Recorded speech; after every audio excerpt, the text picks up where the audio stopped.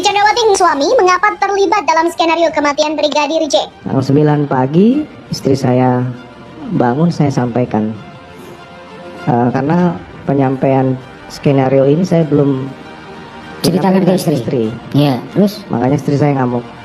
Kenapa kamu libatkan saya? Saya sudah dari awal menyampaikan ini tidak mungkin saya ceritakan. Saya harus di BAP segala, kan kamu gimana ini?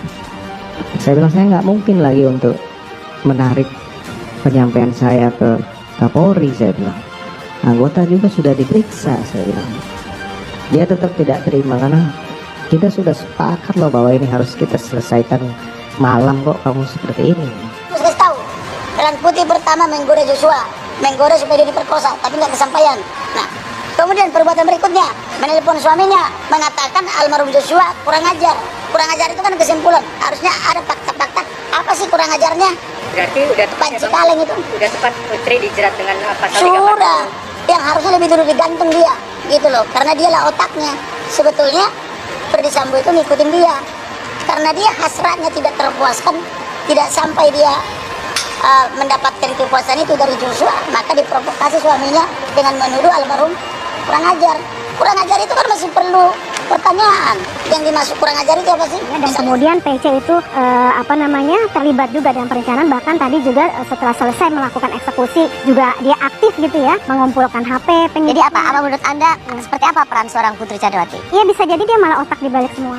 Kita nggak bisa ya memukul rata semua perempuan lemah. Itu justru pandangan yang sangat bias gender ya.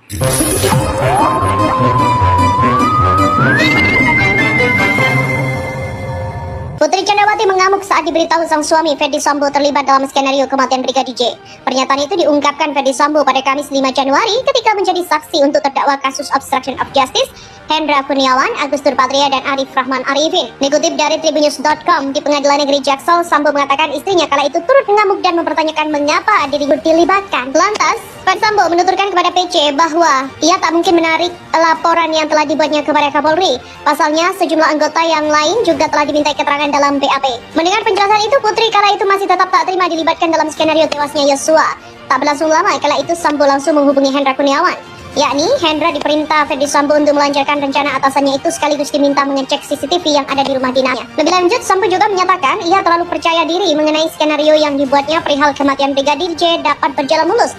Pihaknya mengaku terlalu percaya diri lantaran sempat melibatkan 4 unit satuan kerja di Korps Bayangkara untuk membantu penyidikan dalam perkara itu.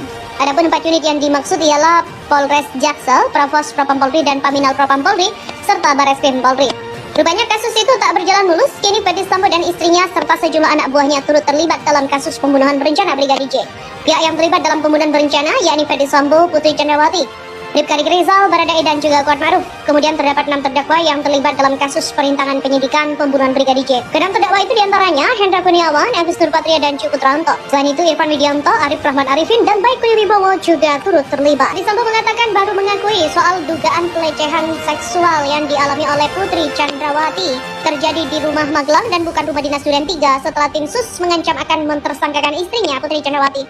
Hal ini disampaikan Ferdy Sambo saat menjadi saksi dalam perkara obstruction of justice pembunuhan berencana Brigadir J dengan terdakwa Hendra Kurniawan, Agus Nurpatria, Arif Rahman Arifin di Pengadilan Negeri Jaksel pada Kamis 5 Januari 2023. Mantan Kadif Propam Polri ini mengubah keterangan pelecehan seksual istrinya yang terjadi di Magelang pada 8 Agustus atau 3 hari setelah dia dibawa ke Mabes Polri pada 5 Agustus 2023. Ketua Majelis Hakim Ahmad Suhel menanyakan apa yang membuatnya mengakui pelecehan seksual terjadi di Magelang.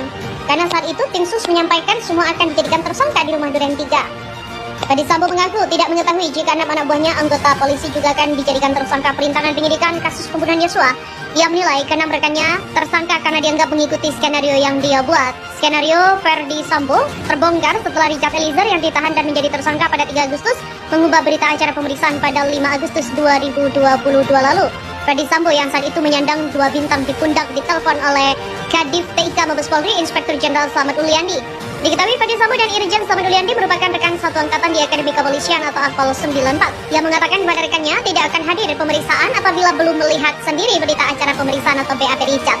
Richard mengubah keterangan BAP ketika dia sudah ditahan di Bareskrim Polri setelah ditetapkan tersangka pada 3 Agustus 2022 lalu. Dalam kesaksian sebelumnya di sidang pembunuhan berencana Yosua 3 Desember lalu, Ferdi Sambo mengatakan dijemput oleh Jenderal Bintang 2 ke Mabes Polri untuk ditahan atau penempatan khusus pada 5 Agustus 2022. Jenderal Bintang 2 itu ya diyakini sebagai Irjen Slamet Liandi. Dalam keterangannya, Sambo mengatakan berita acara pemeriksaan Eliezer yang membuatnya dipatsus. Dalam BAP itu disebut Ferdi Sambo yang menembak Yosua. Namun dia mengatakan pengakuannya jujur bukan karena keterangan Richard, tapi karena istrinya diancam akan ditersangkakan dalam kasus ini. Ia membongkar skenarionya dengan mengubah BAP pada 8 Agustus lalu.